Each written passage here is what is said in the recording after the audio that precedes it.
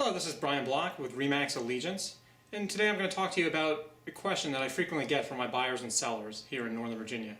Many people ask, what happens if the appraisal on a home comes in lower than the sales price?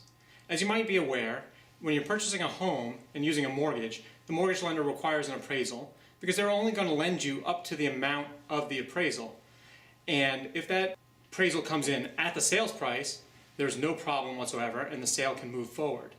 If, however, the appraisal comes in low, for example, let's say you're buying a house for $650,000 and the appraisal comes back at $625,000, then there's a couple of options.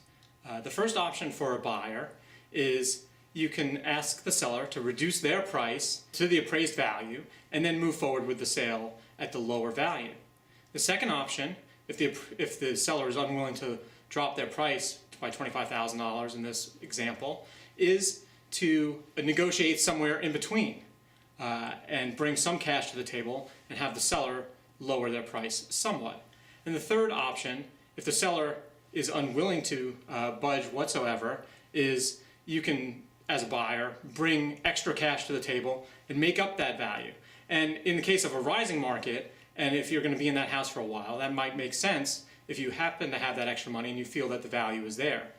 However, there is a fourth option, and that is if you don't want to bring extra money to the table and the seller does not want to lower their price to the appraised value. As a buyer, you can walk away from the deal, and that is part of our contract. You are able to void the contract based on the appraised value.